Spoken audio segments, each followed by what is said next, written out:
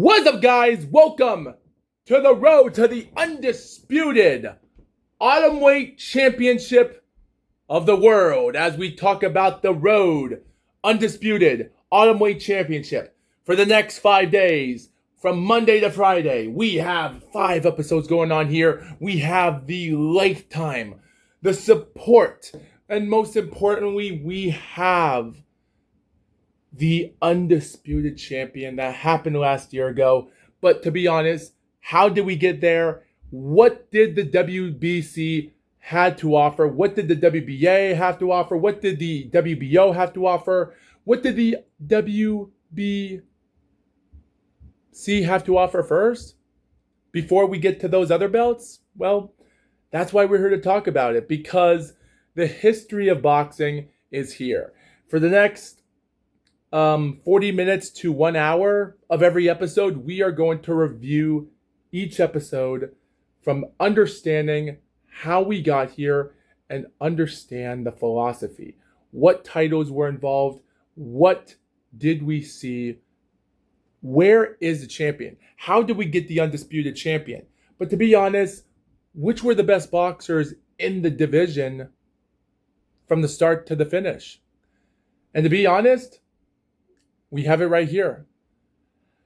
Because in history, guys, the real champion never started a while ago, and that's the beauty of it. Because back in 2004, the WBA and the WBC started as it is. It started as the first world champion for what it was. That's the beauty of it. And I think that's what we're missing here. Because the WBA never founded in the Atomweight until 2011.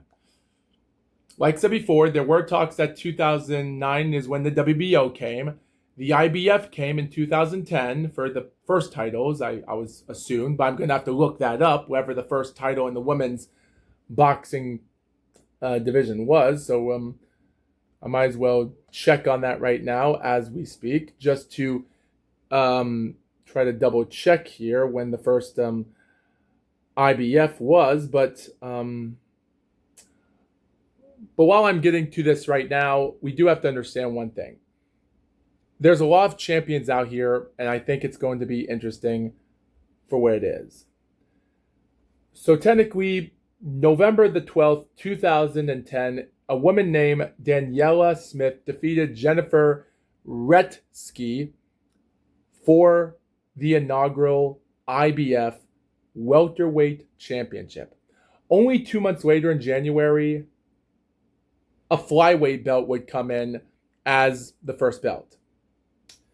As for the WBO belt, well, to be honest, the WBO belt, just to double check here, just give me a second, I want to check. October the 10th, 2009, a woman named Susie, spelled with a Y or an I, Kenti Kian defeated Julia Sahin for the WBO Flyweight Championship. So at that time. So technically those were the first titles that were ever involved in boxing. With all that being said, and of course, that same night, there was also another title that same night named Ina Menzer defeated Esther Scoten for the inaugural WBO featherweight belt. A month later, another one came in as a light flyweight and other belts in December, but all in all, those were the first groundbreaking points in boxing. As for the WBA belt, I can't look that up on BoxRec because BoxRec is gone. Like, to be honest, it's hard for me to find information of the first championship of the WBA belt. But as for the WBC belt, like I said before, the WBC and the WBA first started a long time ago. So they have 493 titles in the WBC belt. The WBO has 381 title bouts. while the IBF has 310. So that right there is not bad for a half decade's long work, depending on how many fights you would have every single year for titles. So it's not bad. But like I said before, the WBC belt actually came in May the 30th, 2005, when Jackie Nava defeated Leona Brown for the bantamweight belt. And then, of course, some weeks later, Layla Ali defeated Erin Tonghill and for the super middleweight belt, and that made Layla Ali a champion, which was also the same night where Mike Tyson lost against Kevin McBride and retired as a full-time pro boxer forever. Only 19 years later, in 2024, I might have regretted that he shouldn't have fought against Jake Paul. But all in all, there was a lot of interesting champions here. They had North Korean boxers involved in boxing at the time. And technically, there was a lot to actually be reckoned with. As for the WBA belt, let me look up. April the 8th, 2004 on Wikipedia, a Canadian woman became the first minimum weight championship at that time. Is there other championship belt here? Which was the first ever champion? November the 8th, super lightweight champion Miriam Lemaire became champion that day, but not minimum weight. Okay, so yeah, first Canadian boxer, also became the first legit major winner. Okay, so that's actually surprising. So it just goes to show you that those years were apart, 2004, 2005.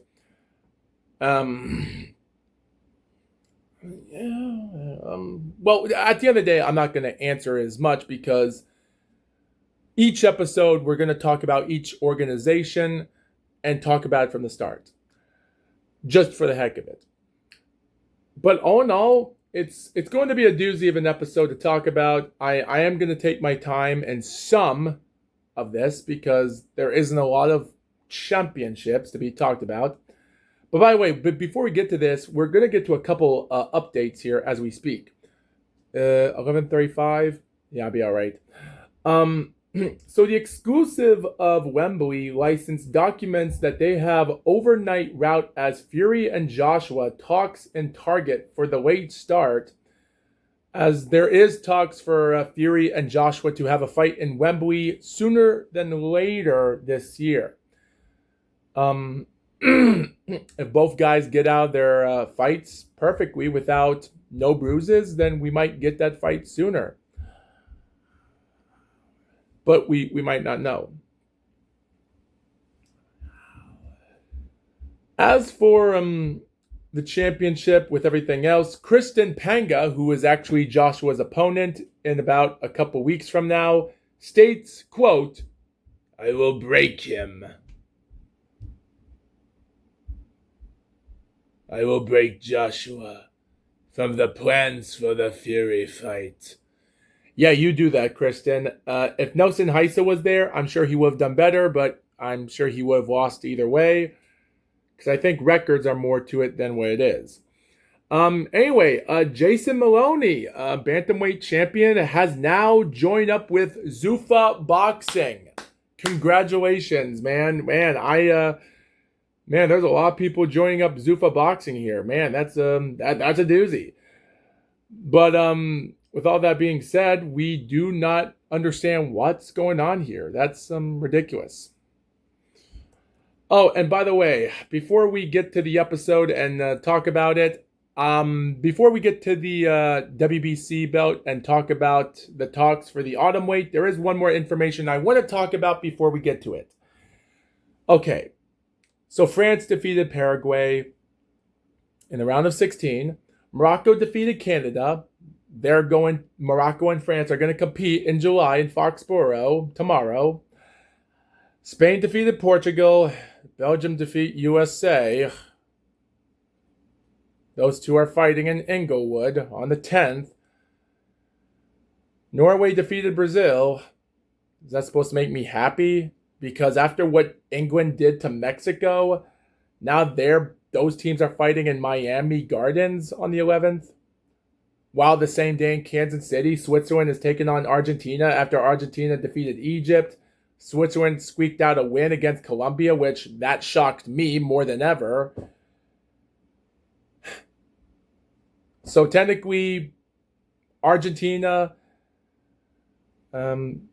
South America, France, Spain, Belgium, Norway, England, Switzerland, all Europe, Morocco, South America. Here's the thing. It kind of does upset me because Argentina, France both had a 3-0 record in their groups, same as Mexico, and Mexico failed to defeat England. And after with Canada in the round of 16 and America as well with USA, the same bracket round of 16. 4 years ago, there was a round of 16 was a start. Now this year, they're doing a round of 32, and we still can't make it past quarterfinals. It just doesn't make sense. The only information I will say this, though, is that whatever's going on, it's going to be a doozy to just ignore this because, okay, here's the thing. As I'm recording these episodes and scheduling them, because today is the 8th of July, we're 5 days away from this episode being uploaded on the 13th of Monday. WBA is being uploaded on Tuesday, the 14th. The 15th, the WBO, and the IBF on Thursday.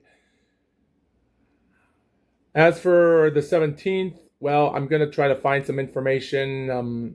I haven't looked up any of the other minor weight belts yet as I'm recording this.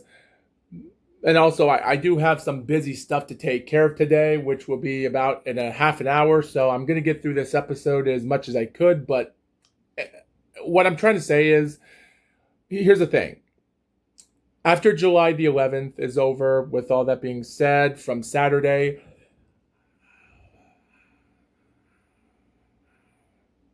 I'm going to try my best because from Wednesday to probably Thursday and maybe Friday or Saturday, depending on the episodes, I am going to record.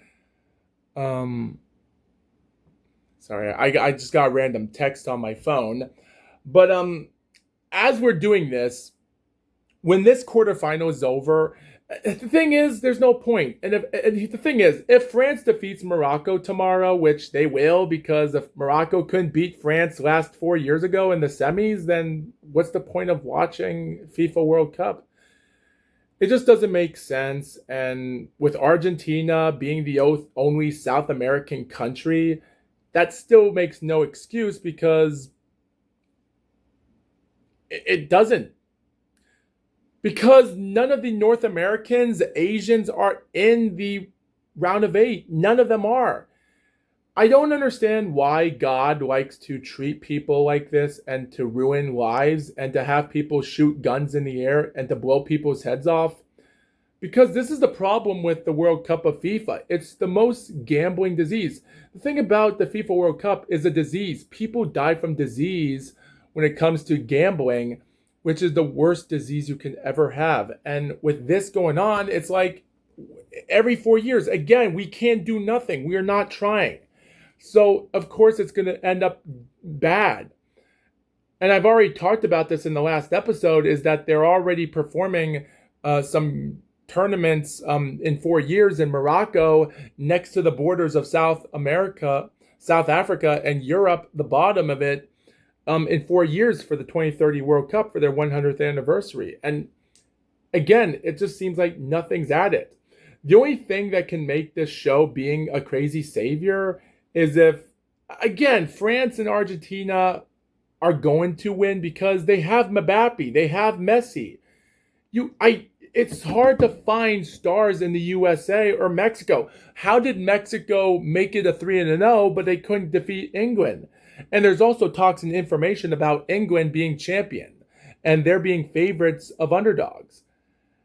Are they going to defeat Argentina? Are Belgium, Spain going to? It's like that moment, if you have players with France and Argentina losing in the semis, and they're going to perform in the third place, and we're going to have these other players that have only had a loss or a draw in their run after the group. Again, this World Cup of 2026 is a disaster. Like at this moment, if France and Argentina do make something without historical moments happening, I'm going to put this in D tier because the 1994 FIFA World Cup in America had more moments. A Colombian guy got killed by Colombia gang leaders after he was killed because he scored a goal on his own side by mistake, which is the reason why Colombia had someone to sacrifice from not putting them in the World Cup. Someone missed a goal in the final minutes of a tournament. That's just robbery. So at the end of the day, we're just going to have to ignore it because on the 14th and 15th in Arlington and Atlanta will be the semifinals, and then 18th is Miami, and East Rutherford will be on the July the 19th for the final tournament. So am I going to be involved with it? Part of just talking about it at the end, but again, I'm just going to ignore it through. Just let this whole tournament squeak away, and that's all I'm going to say. So with that being said, that's all I'm going to have to say about this. I only came here to talk about the WBC belt, so with that being said, let's break it down. Okay, so like I said before, so the entirety of 2004 is when the WBA became a legit major for women's boxing, finally bringing in these majors. During the mid part of 2005, the WBC came in, they ranked up some belts, and by 2006, they were having multiple championships. Like I said before, they had Weila Ali, Jackie Nava, some North Korean fighters that came in that actually became champions around June a month later. Mary Jo Saunders, and they even had another female boxer who was the first Japanese woman named Nanako Kikuchi, who actually became the first Japanese woman. And have I actually put her on the list of all Japanese female champions? I'm going to have to look this up. Nanoka. Okay, let me just look this up for a moment. Nanako Kikuchi. Okay, Nanako Kikuchi. Yep. WBC minimum weight championship, first time. And she became the first woman to become a Japanese female champion, which is a historical moment there. So all in all, and the thing is, she had to do it while being in Thailand. So that right there is a little bit interesting to point out. So by 2006, everything has been going awry for new champions. Weila Ali would retire. Vonda War would have a great rematch fight with Martha Salazar in February, a week later, after Weila retired with one more win against Gwendolyn O'Neill. And at that moment, with Holly Holm coming in to take boxing, Anna Marie Torres, the thing was, they came out with a new division, which would be the Atomweight belt. Which means on August the 31st, 2007, from Thailand, a woman that goes by the name of Chira Wadi Srisuk took on against 3-0 Momo Koseki. Momo Koseki, Japanese woman, came in as a legit contender. Unfortunately, Momo lost her first ever pro fight that night in Thailand. And sadly, after this fight, Momo would have another fight in November against Siriporn Tawisuk from Thailand, and lost that fight by close decision as well. Both fights were close decision. This was for WBC Autumn, and the other was for the WBC Light Flyweight. But that right there would be the first ever foreshadowing of Japanese women failing to win champions out of their country of Japan. This would be the start of disaster for Japan and Japanese women for about 19 years. It's been almost 19 years for crying out loud since, well, it has been 19 years. Like that, this footage came out on August the 31st was the first start of this. So at this moment, it just goes to show you, if you're counting this by years, it's 19 years. And even though we're close to the 20-year mark, this would just be the first disaster. And who knows what's going to happen in 2027? It just might get worse. So that's what we're seeing here. So Srisuk, at this moment, some months later, she had a fight against a non-title fight against a 1-1 fighter who goes by the name of Tukta. And that fight lasted by a majority draw in 8 rounds, but had a rematch in February, won the fight in 6 rounds, had another non-title fight in July the 7th against an 0-2 fighter. And then 1 month later, on August the 11th, she traveled to the Korakuen Hall for a rematch to beat up Momo to prove to herself that win was no fluke. Guess what? She went there and Momo proved to everyone that her defeats were just unfortunate. Robberies or not robberies, she went in there and obliterated Srisuk, not by decision and not just by knockout, but by 2 rounds. She won the fight by KO at 48 seconds to the 2nd round to become WBC Atomweight Championship. That right there is legendary. So at this moment, you think to yourself, great. Unfortunately, Srisuk did have one more other fight sometime later, lost, and that was the end of her career. But Momo, her time just began. Her time started, and it just ended with a bang, because at that moment, Momo would never lose another fight again. Because Momo came in like a bat out of water. She came in there and without hesitation just took on the entire fleet. This Momo went in and found the appetite, some dangerous goods. She went in months later.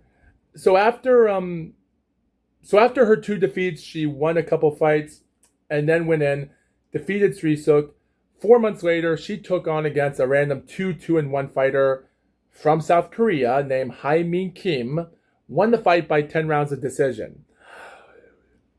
So at this moment, you can say to yourself that she is the undisputed champion, because the WBA was never a belt until 2011. Unfortunately, if you were trying to go for it, that moment would be too soon. Because if Momo was trying to fight for undisputed at the WBA, the odds of that belt not coming in at the time would have been too soon, too late. And the odds of her even making it to the championship of WBC, WBA would be too little, too late. And we're going to get to that in a moment. So, yeah, she came in 2009 in May the 2nd. And all of these fights were from the Korakuen Hall. Some of them were from other areas of Tokyo. And there was one of them that would come sooner and a lot sooner from Saitama. A couple of times she would actually have fights in Saitama. And her first fight would be there soon because with all this being said, Momo's entire title reign would come in really soon. So on May the 2nd, 2009, she fought for her retaining the WBC belt against 10-1-1 Nao Akiyama. Now Akiyama is a woman that doesn't have the look of features. She's fought for 18 years. She doesn't have that great skillful look as a boxer in her career, but Nao Akiyama is not really a bat out of water, but she's not always there. But there is going to be a moment we will talk about her sooner in another episode. But at this moment, she was actually at a record pace. This is before she started having moments past her prime, so she wasn't in her tough games anymore. But back then, she was a serious killer. She did lost against Nanako Kikuchi, who we just talked about was the first ever minimum weight champion, and they both had their early matches in 2004 in their early career.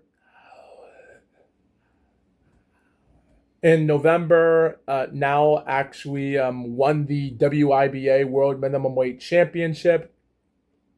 First Japanese, or one of the few Japanese to become WIBA or any other of the other belt organizations. But yeah, after her win, she started to gash up some other wins in her career until she took on against Momo.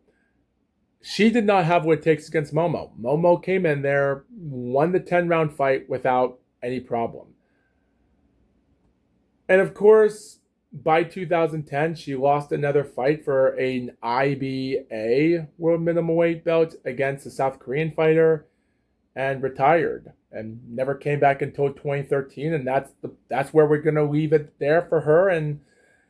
But at this moment, it was just going to get a little bit interesting for these females, because these Japanese females know they had to do something quickly than later. Unfortunately, at this time, Momo, the WBC belt was the only title on the line that entire year for boxing. So Momo, if someone had the WBA belt sooner and they would have had a fight, maybe we would have had an undisputed championship. But again, we'll never know. But at the end of the day, it just came a lot later than it did. So at the time, the WBA and WBC belts were never on the cusping edge for Atomweight, and unfortunately, neither was the IBF or WBO. And of course, you can assume this was a similarity than the Bridgerweight, when the Bridgerweight title became a thing in 2020 for the WBC belt, and then some years later, the WBA came and took over and became part of the major for the WBC brand. And unfortunately, well, you can already tell that the WBA this year are now deactivating the belt because there's nothing to talk about for the Bridgerweight title anymore. So back then, I guess the Atomweight wasn't much to talk about for women's boxing. It was hard to find information about the Atomweight division. It was scarce information back then, so I can understand why it wasn't talked about. But all in all, they went through it like never before. So it made sense for Momo to not get a lot of recognition in her career. So this was a tough part to talk about. All in all, Momo, it didn't bother her. Momo came in, ended the decade with a bang in November the 29th when she took on Tirapam Panimit, an 8-2 woman, and dominated a 10-round fight. And judging scorecards are active on BoxRec here. 99 to 91, 100 to 90, 99 to 91, and that right there was the end. Around the time the IBF became a legit major, and the next year in 2010, so was the WBO. But 2010 was a pretty tough year for Momo. She took on against Gun Su Shin, who was a 3-0-1 fighter. Had to lose a couple rounds in the fight, with scores of two of them being 98 to 92 and one of them being 99 to 91. But the real bother was months after March the 27th. She went up against Masai Akitaya, who was a 6-2 fighter in December the 6th, 2010. And this woman had the looks, had the feature, might have had the beauty, but not a title fight victory in her career.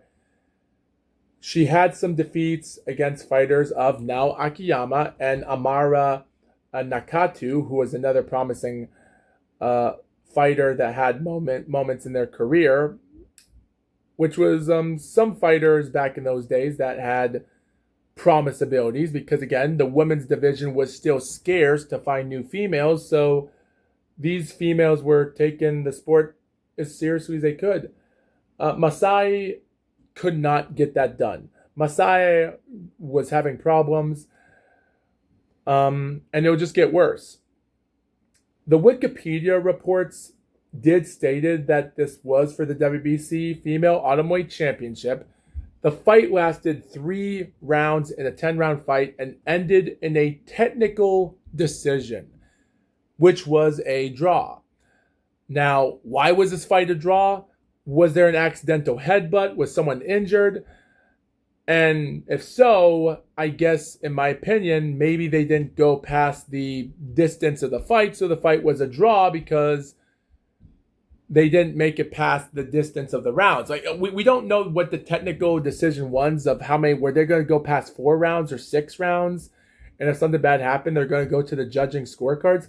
We don't know. All we know is Masai never had an opportunity for a long time in boxing because it would actually get a lot tougher later in her career. And as for her opponent she lost against, Naoya Akiyama, it's not going to be the last time we're going to talk about those two again. So we'll stay tuned for that information sooner than later. But I guess that right there was tough enough. Momo didn't have much of a run there, but she was defending this belt a lot. That's the best thing about this in her career. Because after 5 straight title defenses, she went in for her 6th and 7th title defense in 2011. Her first one would be a 4-0-1 fighter named Krikanuk, which she knocked her out in 5 rounds by TKO.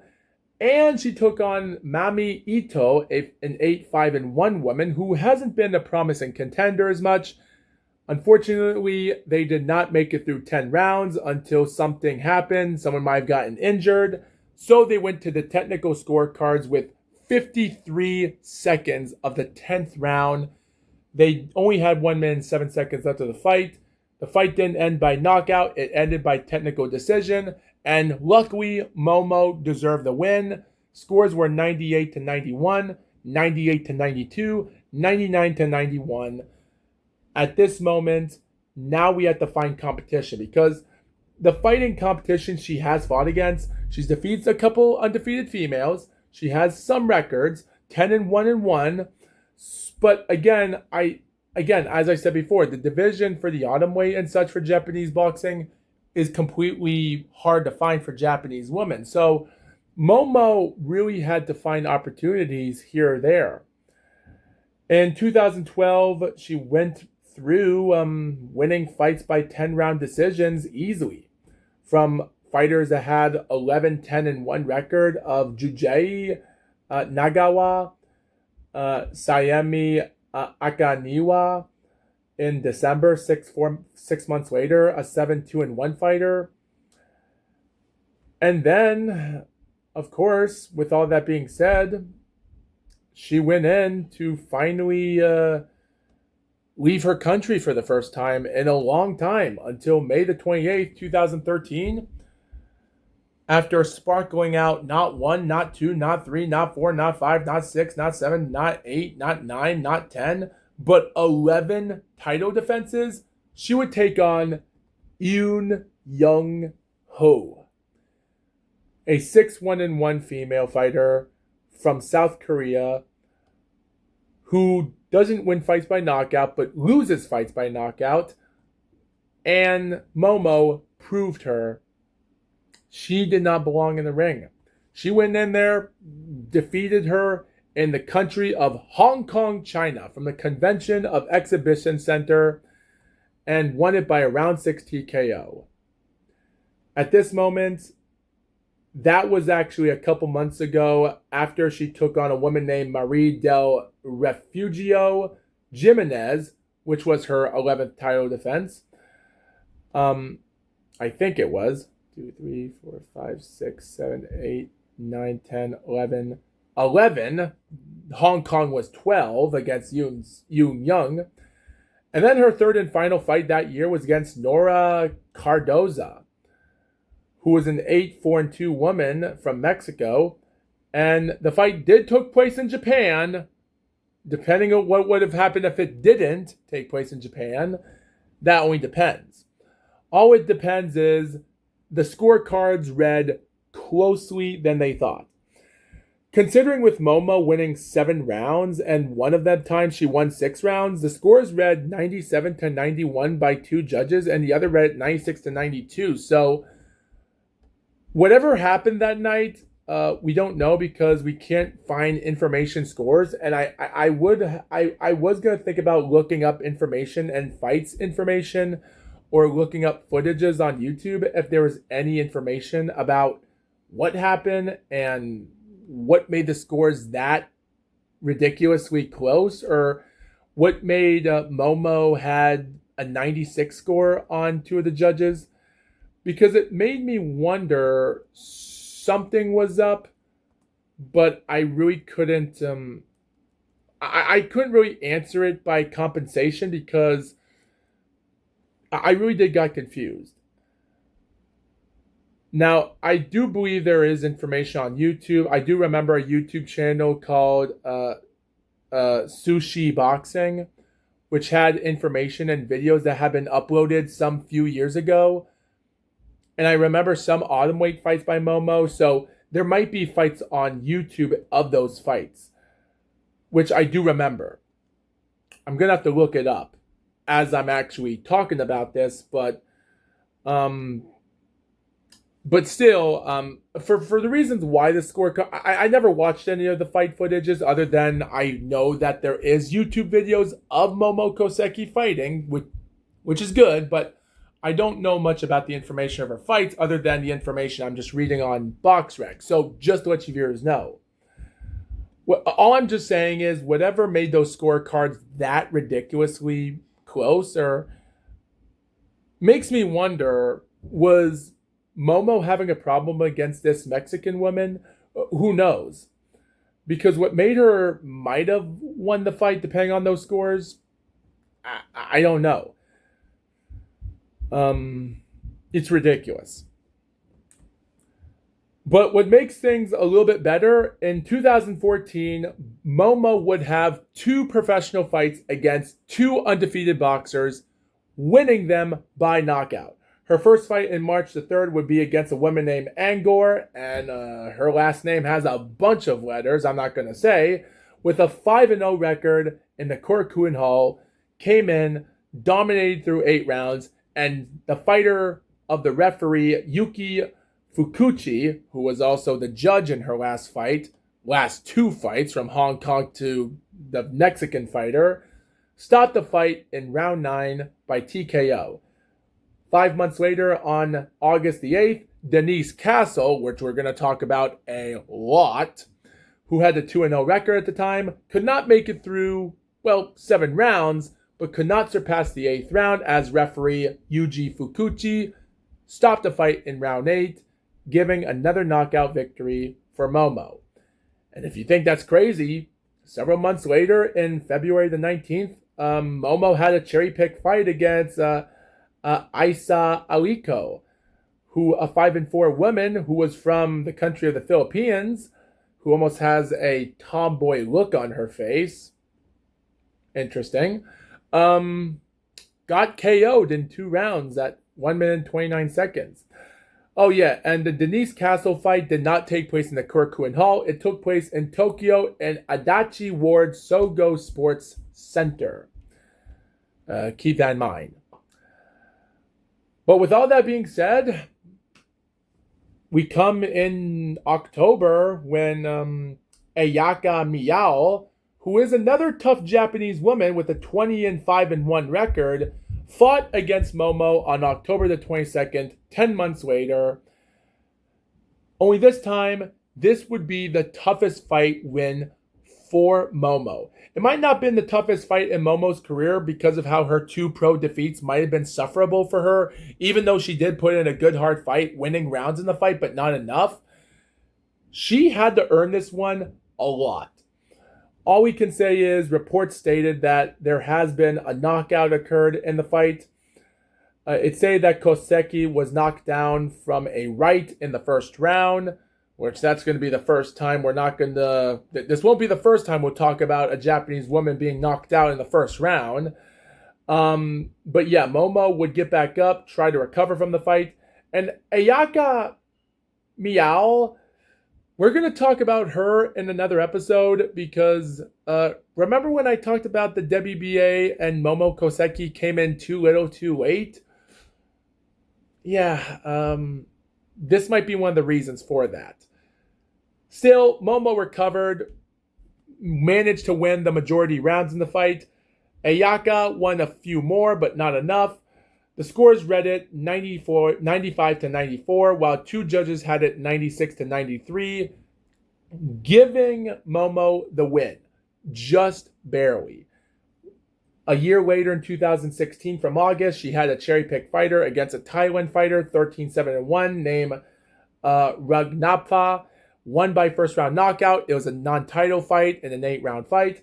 Later in November the 11th, 2016, she took on Chi Higano, a 6-4 female, won the fight by 4-round TKO. And guess what? In 2017, she ignored the belts. So yeah, after a whopping record, a whopping record in the Atomweight division shows that Momo successfully defended the WBC title 17 times in the span of 2008 to 2018. And she never defended it again. Her last professional fight would come in a full 13 months later on December the 17th, 2017 against 17-4-1 Yuko Kuroki for the WBC World Minimum Weight Championship. And surprisingly, Momo won the fight by 98 to 92, 96 to 94, and 97 to 93 to become two weight class champion. Next year, she vacated all the belts, vacated the WBC, and another belt along the way that she held just a lot sooner. But still, all in all, it has to be a great title run in her career.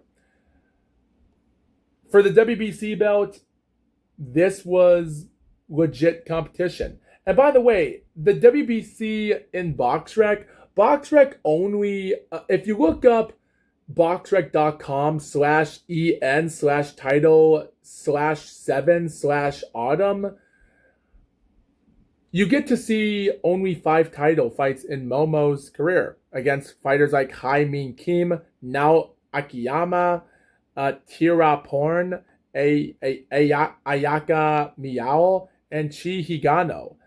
So the reasons why the other fights are not on the WBC list for WBC champion, we'll never know. It makes no sense. And speaking about what makes no sense, it doesn't even show the information of Fabiana Richer, aka Baitiki, BTKI, winning her title, because it stated that she was the WBC silver and WBC Youth World Minimum Champion in 2017.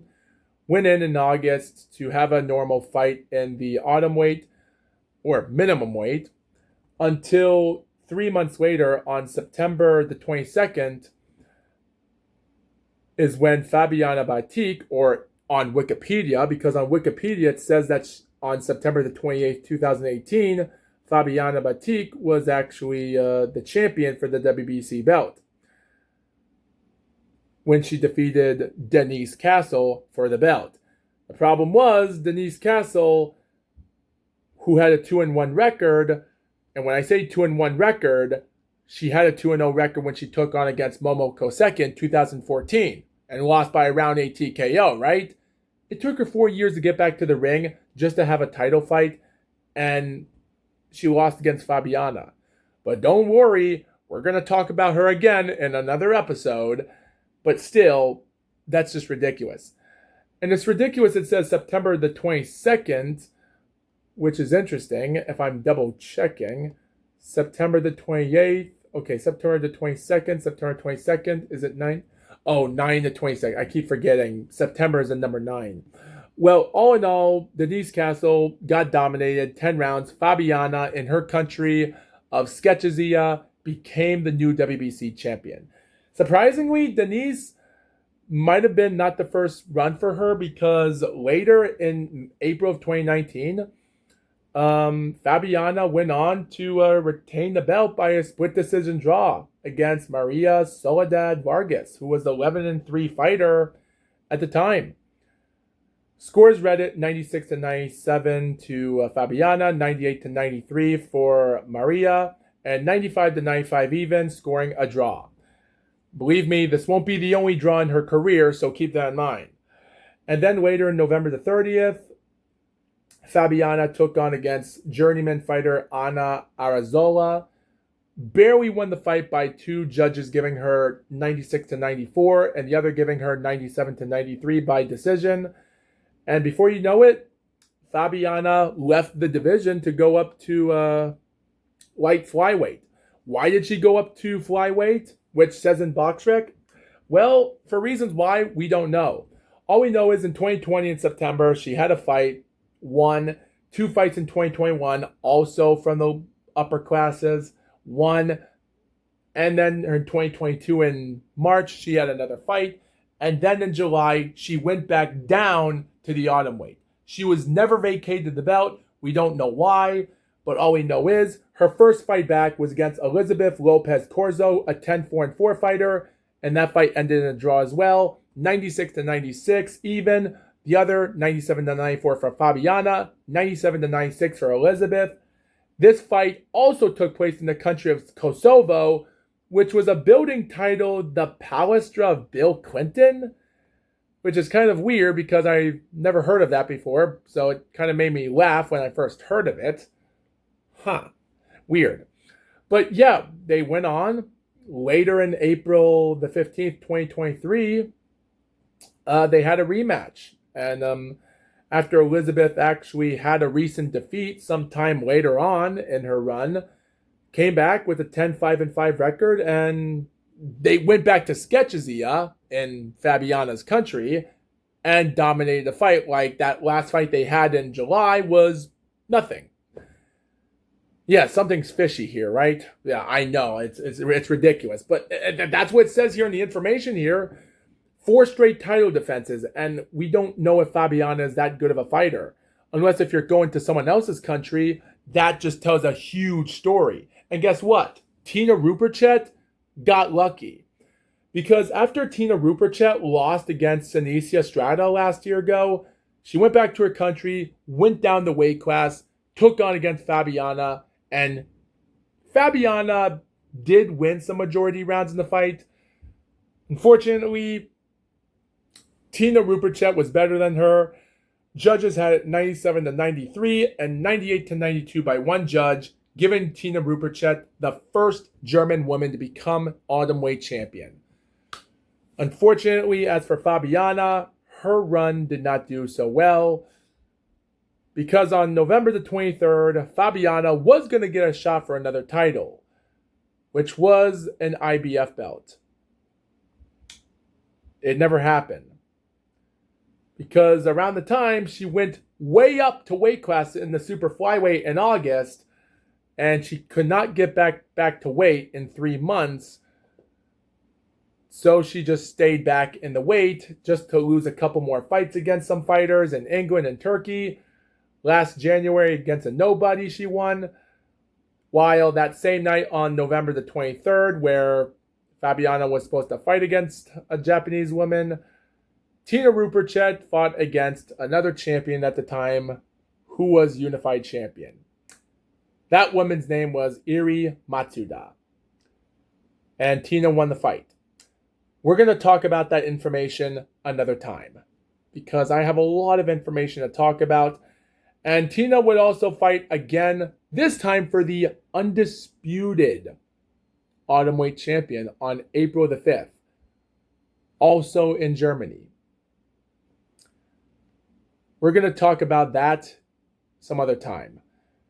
All we can say is the belts were vacated on October, and out of nowhere, a woman named a 17-year-old minor from Mexico named Camila Ane Zamorano Encinas defeated a woman named Mika Iwakawa for an interim belt in the month of June. And then days later, she was rewarded as champion. She took on a 13-11-1 fighter, also from Japan, named Sana Hazuki.